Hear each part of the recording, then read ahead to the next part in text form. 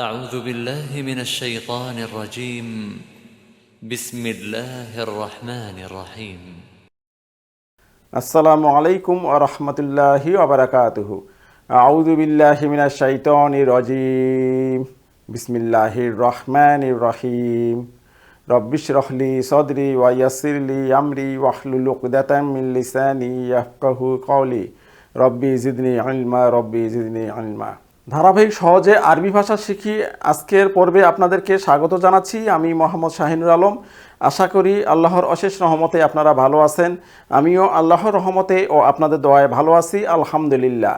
কুরআন ও হাদিসের ভাষা আরবি ভাষা শেখার পরই আমরা শুরু করেছিলাম সহজে আরবি ভাষা শিখি এর কোর্স। এই কোর্সটি আমরা ইতিমধ্যে 10টি পর্ব শেষ করে ফেলেছি। আজকে আমরা 11তম যে পর্বটি রয়েছে সেই পর্ব নিয়ে আজকে আলোচনা করব ইনশাআল্লাহ। তো এই 10টি পর্বে আমরা অনেক গুরুত্বপূর্ণ বিষয় আলোচনা করেছি। আপনারা যদি আজকে এই ভিডিওটিতে নতুন হয়ে থাকেন তাহলে আপনাদেরকে অনুরোধ রইবে আপনারা পূর্বের ভিডিওগুলো দেখে আসুন, তাহলে আপনাদের এই ভিডিওটি দেখতে এবং বুঝতে সুবিধা হবে। কারণ সিকোয়েন্স অনুযায়ী এই বিষয়গুলো আলোচনা করা হচ্ছে। যদি সিকোয়েন্স না থাকে তাহলে হঠাৎ করে একটি ভিডিও এসে দেখলে আসলে বোঝা কষ্টকর হয়ে যাবে এবং তখন মনে হবে যে আরবি ভাষা অনেক কঠিন। আসলে শুরু থেকে যদি আমরা এই আরবি ভাষাটাকে শিখতে চাই তাহলে আমাদেরকে শুরু থেকেই শুরু করতে হবে। তো আমরা যারা নতুন তারা পর্ব 1 থেকে শুরু করব ইনশাআল্লাহ। আর এই ভিডিওগুলো আমি বেশ কিছুদিন সময় নিয়ে ভিডিওগুলো আপলোড করছি এই কারণে যেন আপনাদের বুঝতে সুবিধা হয় এবং আপনাদের যেন এগুলো আরও গভীরভাবে অধ্যয়ন করার সময় পান। তো যাই হোক, আজকে আমরা 11 নম্বর পর্ব নিয়ে আলোচনা করব। তো আজকে এই পর্বে একটি গুরুত্বপূর্ণ বিষয় নিয়ে আমরা আলোচনা করব। তো আলোচনার জন্য আমরা বোর্ডে চলে যাই। তো আজকে যে বিষয়টি নিয়ে আমরা আলোচনা করব সেটি হচ্ছে আরবি আদাত। আরবিতে আদাত। তো এই আদাতটি কী জিনিস সেটি প্রথমে আমাদেরকে জানতে হবে। বাংলা ভাষায় আমরা বচন পড়েছি। আমরা বাংলা ভাষায় জেনেছি যে বচন হচ্ছে 2 প্রকার। একটি হচ্ছে এক বচন, আরেকটি হচ্ছে বহু বচন। বাংলা ব্যাকরণে আমরা বচন 2 প্রকার পড়েছি, একটি হচ্ছে এক বচন, আরেকটি হচ্ছে বহু বচন। তেমনিভাবে ইংলিশ গ্রামারও কিন্তু আমরা নাম্বার পড়েছি। এই নাম্বার কিন্তু ইংলিশ গ্রামারে 2 প্রকার, একটি হচ্ছে সিঙ্গুলার নাম্বার আর একটি প্লুরাল নাম্বার। তো এই যে বাংলা ব্যাকরণের বচন, ইংরেজি গ্রামারের নাম্বার, এই বিষয়গুলো কিন্তু আরবি ভাষাতেও রয়েছে। তো এগুলোই আজকে আমাদের আলোচ্য বিষয়, এগুলো নিয়ে আজকে আমরা আলোচনা করব। তো আরবি ভাষায় এই নাম্বার বা বচনগুলোকে বলা হয় হচ্ছে আদাত, আদাদুন। আরবি ভাষায় আদাত বা বচন হচ্ছে 3 প্রকার। আমরা দেখলাম যে বাংলা ব্যাকরণে এবং ইংরেজি গ্রামারে হচ্ছে 2 প্রকার করে, কিন্তু আরবি ব্যাকরণে আদাত বা বচন হচ্ছে 3 প্রকার। সেই প্রকারগুলো কি কি আমরা একটু লিখি। প্রথম যে প্রকারটি রয়েছে সেটি হচ্ছে ওয়াহেদ বা একে মুফরাদও বলা হয়। মুফরাদুন। এর অর্থ হচ্ছে এক বচন। ঠিক আছে, ওয়াহেদ বা মুফরাদুন বা একে বাংলাতে বলা হয় এক বচন। 2 নাম্বার হচ্ছে তাসনিয়া,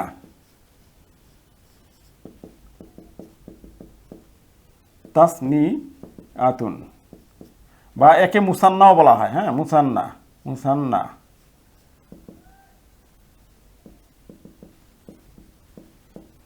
অর্থাৎ দ্বিবচন। এরপরে 3 নম্বরে সেটি হচ্ছে জামউন বা বহুবচন। এই যে দেখুন, এখানে আমরা বাংলা এবং ইংরেজি ভাষার বচন এবং নাম্বারের মধ্যে আরবি ভাষার আদাতের পার্থক্য কোথায়? পার্থক্য হচ্ছে এই 2 নাম্বারে। অর্থাৎ বাংলা এবং আরবি গ্রামারে কিন্তু দ্বিবচনটি নেই। আর বাংলাতে এবং ইংরেজিতে কিন্তু এই দ্বিবচনটি নেই, অর্থাৎ বচন বা নাম্বারের প্রকারভেদের মধ্যে দ্বিবচনটি নেই, কিন্তু আরবি ভাষায় এই দ্বিবচনটি রয়েছে। তো আমরা একটি একটি করে আলোচনা করি। প্রথমে যেটি আলোচনা করব সেটি হচ্ছে যে ওয়াহেদ বা মুফরাদ বা এক বচন। তো এটি কি কি জিনিস, ওয়াহেদ বা মুফরাদ কি জিনিস? এটি হচ্ছে যে ইসিম দ্বারা একজন ব্যক্তি বা একজন বস্তু বা একটি সংখ্যা বোঝায় তাকে ওয়াহেদ বা মুফরাদ বলা হয়। আমি আবারও বলছি, যে ইসিম, আমরা তো জানি যে কালিমা অর্থাৎ শব্দ তিন প্রকার, একটি হচ্ছে ইসিম, একটি হচ্ছে ফেইল, আর একটি হচ্ছে হরফ। তো এখানে বলা হচ্ছে যে ইসিম দ্বারা একজন ব্যক্তি, একজন বস্তু বা একটি সংখ্যাকে বোঝাচ্ছে তাকে বলা হচ্ছে ওয়াহেদ বা মুফরাদ বা একবচন। উদাহরণ যদি আমি দেই, যেমন কিতাবুন অর্থাৎ একটি বই। এখানে কিন্তু কিতাবুন এই শব্দটি দ্বারা কিন্তু একটি বই বোঝাচ্ছে, তাহলে এটি হচ্ছে ওয়াহেদ, তাহলে এটি একটি বস্তু বোঝাচ্ছে। যদি ব্যক্তির ক্ষেত্রে বলি, যেমন জাইদুন অর্থাৎ একজন ব্যক্তির নাম, জায়েদ একজন ব্যক্তির নাম, এটি কিন্তু একজন ব্যক্তিকে বোঝাচ্ছে। এই যে ইসিমটি দ্বারা একজন ব্যক্তি বা একটি বস্তু বোঝাচ্ছে, সেটি হচ্ছে ওয়াহেদ বা মুফরাদ। তো এরপরে আসি হচ্ছে তাসনিয়া বা মুয়ান্নাস। এটি হচ্ছে সেই ইসিম, যে ইসিম দ্বারা দুজন ব্যক্তি বা দুজন বস্তুকে বুঝায়। আমি আবারও বলছি, যে ইসিম দ্বারা দুইজন ব্যক্তি বা দুইটি বস্তুকে বুঝায় তাকে তাসনিয়া বা মুয়ান্নাস বলা হয়। যেমন আমি যদি উদাহরণ দেই, রজুলানি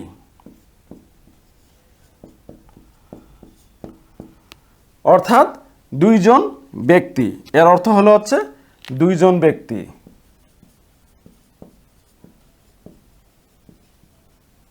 আমি যদি আরেকটি উদাহরণ দেই, কলামানি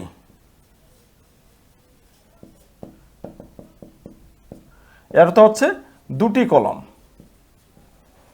তাহলে আমরা দেখলাম যে ওয়াহেদের সঙ্গে যদি আমরা আনি যুক্ত করি, অর্থাৎ একটি আলিফ এবং একটি জের যুক্ত নুন যদি যুক্ত করি, তাহলেই কিন্তু এটি তাসনিয়া বা মুসান্নাতে রূপান্তরিত হয়। যেমন আমি একটি উদাহরণ দিই, মুসলিমুন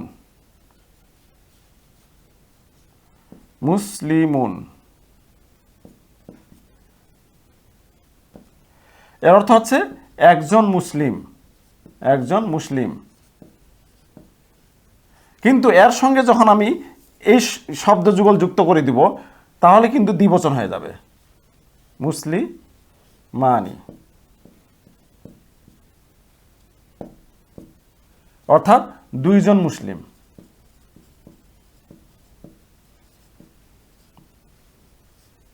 এই যে আলিফ এবং জের যুক্ত নুন যুক্ত করে আমরা এটিকে দ্বিবচন বানিয়ে ফেললাম। তো এই ছিল ওয়াহেদ বা মুফরাদ এবং তাসনিয়া বা মুসান্না। তো এরপরে জামউন অর্থ হচ্ছে বহুবচন। তো আমরা বহুবচন জানি, আমরা বচন এবং নাম্বার যখন পড়েছিলাম আর বাংলা ইংরেজি ব্যাকরণে, তখন কিন্তু আমরা এই বহুবচনটি পড়েছি। অর্থাৎ এখানে যদি আমরা সংজ্ঞা দিতে যাই তাহলে এইভাবে দিব, সেটি হচ্ছে যে ইসিম দ্বারা অনেকগুলো অনেকগুলো বলতে দুইয়ের অধিক ব্যক্তি বা বস্তুকে বোঝায়, সেই ইসিমগুলোকে বলা হচ্ছে জামউন বা বহুবচন। আমি আবার বলছি, যে ইসিমগুলো দ্বারা দুইয়ের অধিক ব্যক্তি বা বস্তুকে বুঝায়, তাহলে সেইগুলোকে বলা হয় হচ্ছে জামউন বা বহুবচন। তো আমরা উদাহরণে আসি, যেমন মুসলিমুন, আমরা কিছুক্ষণ আগে দেখলাম মুসলিমুন, মুসলিমানে, এরপর আছে মুসলিমুনা। আমি সবগুলো লিখতেছি।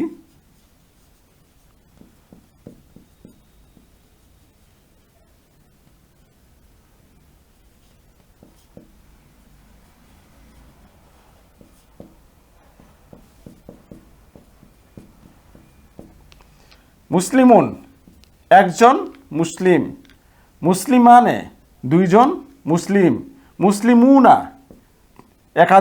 দুইয়ের অধিক মুসলিম, অর্থাৎ অনেক মুসলিম। তাহলে এখানে আমরা দেখলাম যে মুফরাদের সঙ্গে যখন যজমওয়ালা ওয়া এবং জবরওয়ালা নুন যুক্ত করতেছি, তখন কিন্তু সেটি বহুবচন হয়ে যাচ্ছে। মুসলিমুনের সঙ্গে যখন আমরা যজমওয়ালা ওয়াও এবং জবরওয়ালা নুন যুক্ত করতেছি, তখন কিন্তু সেটি বহুবচন হয়ে যাচ্ছে। তাহলে আমরা এখানে দেখলাম যে মুসলিমুন অর্থ হচ্ছে একজন মুসলিম, মুসলিমানি অর্থ হচ্ছে দুইজন মুসলিম, মুসলিমুনা অর্থ হচ্ছে অনেক মুসলিম। তো জামউনের কিছু প্রকারভেদ রয়েছে। জামউন অর্থাৎ বহুবচন হওয়ার কিন্তু কিছু প্রকারভেদ রয়েছে। তো আমরা সংক্ষেপে, খুবই সংক্ষেপে কিছু প্রকারভেদ নিয়ে আলোচনা করব এখন। আসসালামু আলাইকুম। আপনি কি কোরআন ও হাদিসের ভাষা শিখতে আগ্রহী? অনারবদের আরবি ভাষা শেখার জন্য সম্পূর্ণ আরবি ভাষায় মদিনা অ্যারাবিক বুক কিতাবটি লিখেছেন ডক্টর আব্দুর রহিম রহিমাহুল্লাহ। বাংলায় এই বইটি সংকলন ও অনুবাদ করেছেন মোহাম্মদ শাহিনুর আলম এবং সম্পাদনা করেছেন মাওলানা মোহাম্মদ কামরুল হাসান। এই বইটির বৈশিষ্ট্য মূল আরবি বাক্যের উচ্চারণ সহ বাংলায় ও ইংরেজিতে অনুবাদ, প্রতিটি অধ্যায়ের আলোচিত আরবি ব্যাকরণের সহজ আলোচনা, অনুশীলনের প্রশ্নের সমাধান এবং তার উচ্চারণ বাংলায় ও ইংরেজিতে অনুবাদ। এই কিতাবটি কাদের জন্য? জেনারেল শিক্ষিত যারা কোরআন ও হাদিসের ভাষা শিখতে চান, সকল ধরনের পেশাজীবী যারা কোরআন ও হাদিসের ভাষা শিখতে আগ্রহী এবং মাদ্রাসার সকল শিক্ষার্থী যারা শুরু থেকেই আরবি শিখতে আগ্রহী। আপনার আরবি ভাষা জ্ঞানকে আরও সুন্দর, সাবলীল ও সমৃদ্ধ করতে মদিনা অ্যারাবিক বুক কিতাবটি একটি গুরুত্বপূর্ণ সহায়ক হবে ইনশাআল্লাহ। তো এই বইটি সংগ্রহের জন্য স্ক্রিনে দেওয়া নাম্বারে দ্রুত যোগাযোগ করুন। ধন্যবাদ। তো জামউন বা বহুবচন দুই প্রকার। জামউন বা বহুবচন হচ্ছে দুই প্রকার। একটি হচ্ছে জামউন সালিমুন, জামউন সালিমুন। আরেকটি হচ্ছে জামউন তাকসিরুন।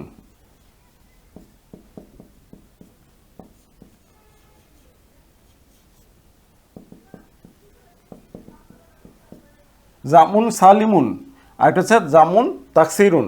তো একে বাংলাতে বলা হচ্ছে অটুট বহুবচন, অটুট বহুবচন। আর একে হচ্ছে বলা হয় ভঙ্গুর বহুবচন।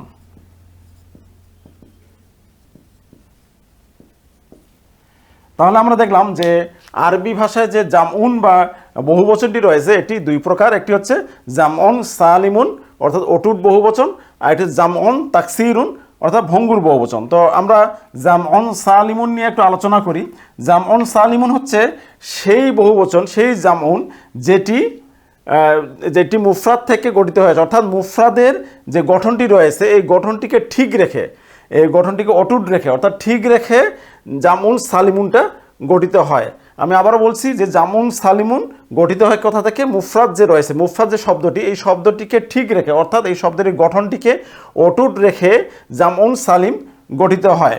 তো জামউন সালিম গঠনের প্রক্রিয়াটি আমি একটু দেখাতে চাচ্ছি। যেমন আমরা কিছুক্ষণ আগে আলোচনা করলাম যে মুসলিমুন,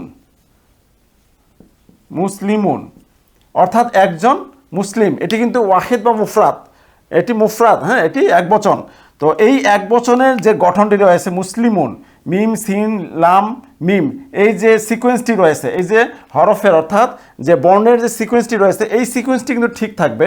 ঠিক থেকে এর সঙ্গে আরও দুটি হরফ যুক্ত হবে, এর সঙ্গে আরও দুটি হরফ যুক্ত হবে, এই যে এই দুটি হরফ, তাহলে কিন্তু এই জামউন সালিম গঠন হয়ে গেল। তাহলে এখানে আমরা বলবো হচ্ছে মুসলিমুনা, মুসলিমুনা।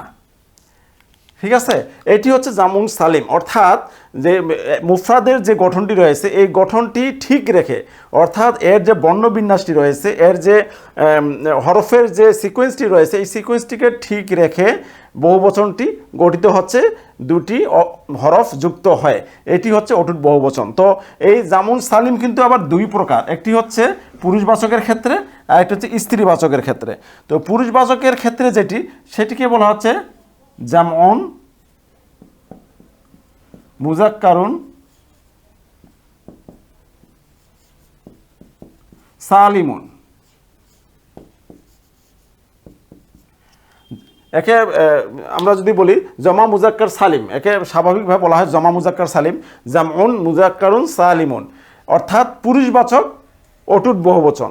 তো এটি কিভাবে, আমি তো কিছুক্ষণ আগে উদাহরণ দিলাম যে মুফরাদের সঙ্গে যজমালা ওয়াও এবং জবরওয়ালা নুন যুক্ত হয়ে এই জমা মুজাক্কার সালিমটি গঠিত হয়। যেমন মুসলিমুন, মুসলিমুনা। আমি আরেকটি উদাহরণ দিই, সলিহুন, সলিহুন।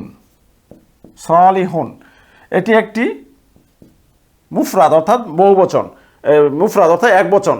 তো একে যখন আমি বহুবচন বানাবো, এই সালিহুন শব্দটি কিন্তু পুরুষবাচক। এই শব্দটি পুরুষবাচক। কোন শব্দটি পুরুষবাচক, কোন শব্দটি স্ত্রীবাচক, এই বিষয়গুলো কিন্তু আলোচনা আমার পূর্বের পর্বগুলোতে রয়েছে। তো আপনারা সেখানে দেখে আসবেন, সেখানে গেলেই বুঝতে পারবেন আসলে মুজাক্কার এবং মুয়ান্নাস অর্থাৎ পুরুষবাচক স্ত্রীবাচক শব্দ চেনার যে পদ্ধতিগুলো রয়েছে সেগুলো সেখানে আপনারা পেয়ে যাবেন। তো এটি যেহেতু পুরুষবাচক, এর সঙ্গে আমরা যজমওয়ালা ওয়া এবং জবরওয়ালা নুন যুক্ত করে কিন্তু আমরা বহুবচন করতে পারবো। তাহলে এখানে হয়ে গেল সলিহুনা, সলিহুনা।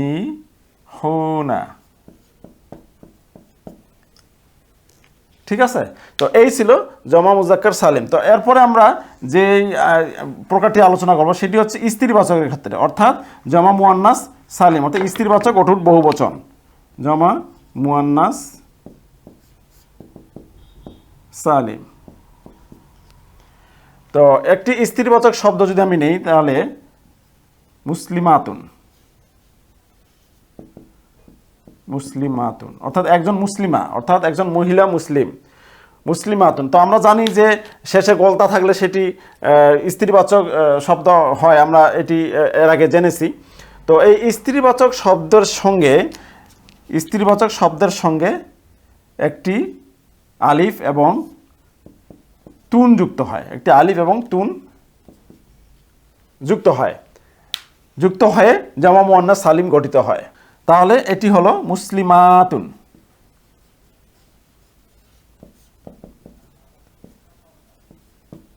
মুসলিমাতুন। স্ত্রীবাচক যে মুফরাদগুলো রয়েছে, ওই স্ত্রীবাচক এক বচন যে শব্দগুলো রয়েছে এর সঙ্গে আলিফ এবং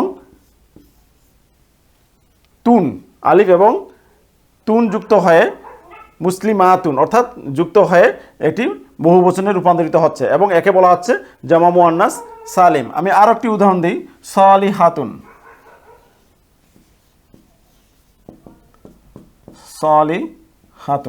সলিহাতুন। এটি আমরা শেষে গলতা দেখে আমরা বুঝতেছি যে এটি স্ত্রীবাচক শব্দ অর্থাৎ মুয়ান্নাস। এর সঙ্গে যেহেতু এটি মুয়ান্নাস শব্দ এ কারণে এর সঙ্গে আতুন যুক্ত হয়ে জমা মুয়ান্নাস সালিম অর্থাৎ বহুবচন হবে। তাহলে সলিহাতুন।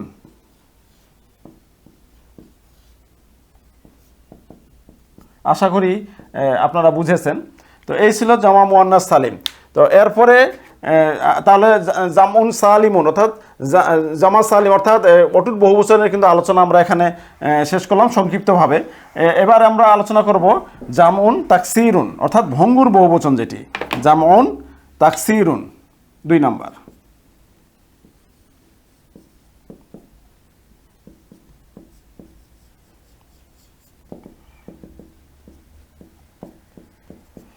এটি কি? এটি হচ্ছে যে ঠিক জামা সালিমের উল্টাটা, অর্থাৎ এটি মুফরাদে এই বহুবচনটি গঠিত হয় কিভাবে? মুফরাদের গঠনটিকে ঠিক থাকে না, অর্থাৎ মুফরাদের গঠন ঠিক থাকে না, মুফরাদের গঠনটি ভেঙে যায়, ভেঙে গিয়ে এই বহুবচনটি গঠিত হয়। আমি আবারও বলছি যে জামা তাকসির হচ্ছে ভঙ্গুর বহুবচন, অর্থাৎ এই বহুবচনটি গঠিত হওয়ার সময় মুফরাদের অর্থাৎ এক বচনের যে গঠনটি রয়েছে, অর্থাৎ এক বচনের যে বর্ণের যে বিন্যাসটি রয়েছে, অর্থাৎ হরফের যে সিকোয়েন্সটি রয়েছে, এই সিকোয়েন্সটি কিন্তু ঠিক থাকে না। জামউন অর্থাৎ বহুবচনে আসে এটি ভেঙে যায়। তো আমি যদি উদাহরণ দেই, যে আমরা এখানে একটি উদাহরণ দিচ্ছি, সেটা হচ্ছে বাইতুন। বাইতুন মানে কি? একটি বাড়ি। এখন এর যদি আমি বহুবচন করি, এটি কিন্তু জামউন তাকসিরুন অর্থাৎ ভঙ্গুর বহুবচন করতে হবে, মানে এটি যখন বহুবচনে রূপান্তরিত হবে তখন সেটিকে বলে জামউন তাকসিরুন। তো এর যে সিকোয়েন্সটি সেই সিকোয়েন্সটি কিন্তু আর থাকবে না। এটির বহুবচন হচ্ছে বুয়ুতুন।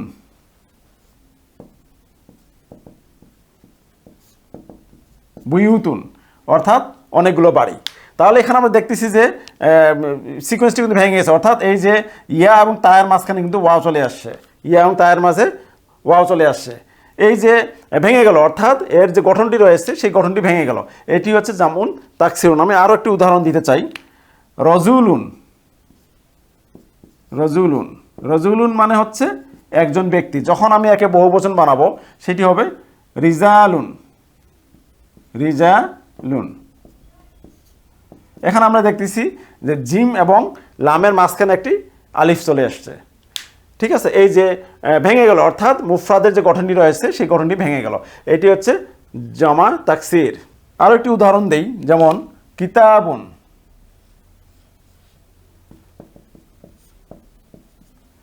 অর্থাৎ একটি বই।